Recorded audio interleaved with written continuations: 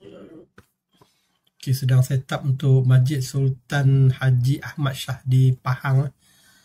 Kita akan, dia dah buat sistem My Solat Time. So sekarang cuma untuk ni je lah, untuk pertambahan live TV. So kita tengok balik antara muka,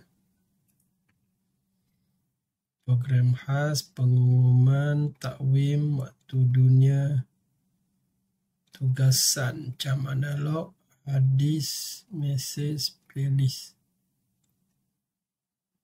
Okay, internet 60. Hadis dengan mesej ni sebab dia dalam bentuk teks, so kita bagi dia lebih lama lah. Okay, simpan. Okay, kita tengok balik slide. Ini yang standard slide punya, so kita akan padam.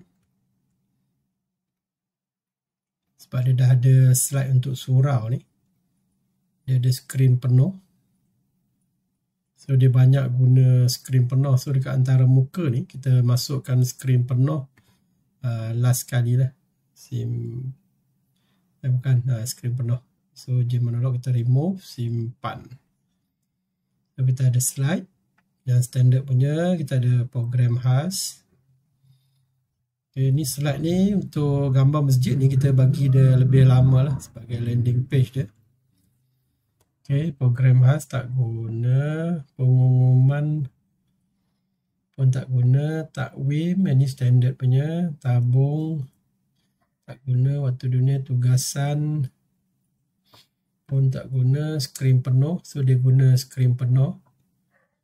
Kita ada hadis, mesej pun tak digunakan juga, playlist ni kita ada slide yang standard tu lah.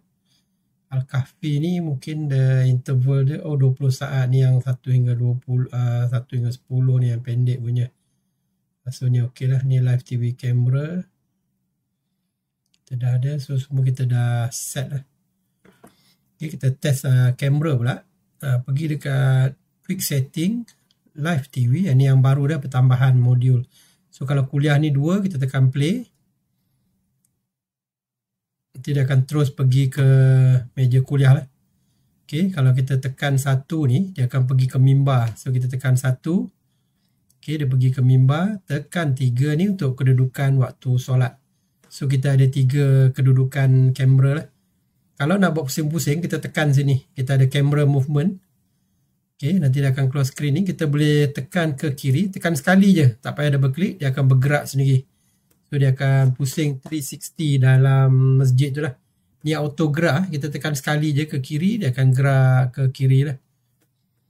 Ni kalau kita nak tengok kedudukan jemaah dalam masjid.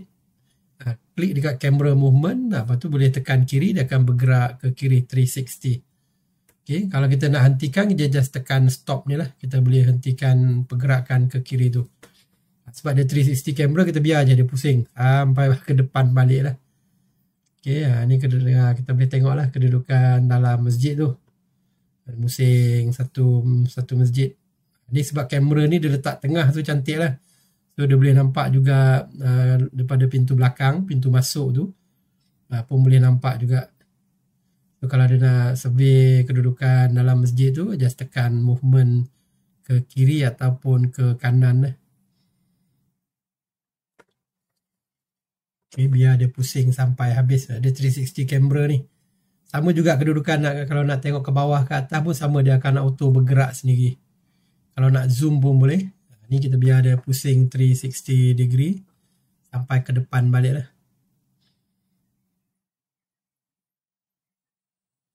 Okay. Kalau kita nak kembali ke kedudukan asal, kita berhentikan dulu. Tekan stop sini. Dia dah ke depan kan. Kita tekan stop. Kemudian kita tekan home. Kalau kita tekan home, dia akan automatik pergi ke kedudukan meja solat tadi. So kita tak payah nak gerak kiri kanan, zoom in zoom out, tak payah lah. So kita boleh gerakkan dia ke atas. Okay. Stop. Atas tak ada apalah. So dah ke bawah boleh.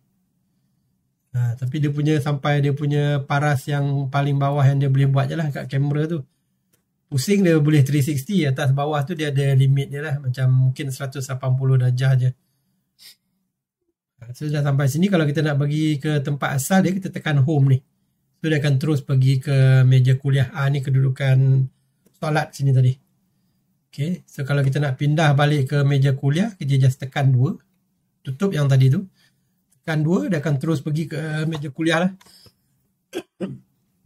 Ini yang zoomnya. Tekan 1, pergi ke mimbar. So bila tamat khutbah, kita boleh tekan stop sini. So dia akan balik kepada normal lah. So mudah je, tekan quick setting, live TV. Kalau kuliah, tekan play terus. Okay, dia terus pergi ke kedudukan kuliah lah. Ada setting-setting lain pun boleh. Tekan dekat waktu kuliah sini, kita boleh tengok dia ada setting untuk sini lah.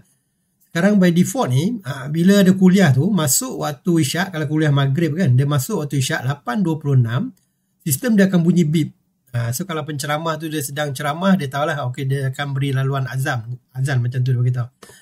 Ada setengah surau, masjid ataupun surau, memang dia terus tutup live TV, kita akan ambil ni, enable azan timer. Kalau kita set enable azan timer, dia akan tutup live TV, dia akan keluarkan yang warna merah tu. Yang azan timer yang standard yang merah tu, kemudian dia akan keluar yang hijau, dia akan beep dan keluar yang hijau. Masa tu memang selalunya penceramah dia akan tutup terus lah kuliah tu. So kita ada 2 mode lah. Satu mode enable beep ni, dia akan bunyi beep saja. Live TV dia akan terus lajak. Yang ni AJK kena manual lah, secara manual tekan stop sini nanti. So kita ada setting dekat situ. Kalau nak tukar nama penceramah, mudah je, klik dekat nama penceramah ni. Klik sini, dia ada setting sini. So kita boleh tukar nama penceramah dan kemudian tekan simpan. Nanti dia akan keluar nama penceramah kat sini. So mudah je. So kalau ada kuliah maghrib, sebelum kuliah tu AJK dah masuk dah. Set ni, set live TV, terus set nama penceramah terus ataupun tajuk kuliah terus. Okay, so mudah je. Okay, dah habis, tekan stop. Dah habis kuliah, tekan stop. Sistem dia akan run normal balik lah. So dia akan run normal mode macam ni balik. Okay, sekian. Terima kasih.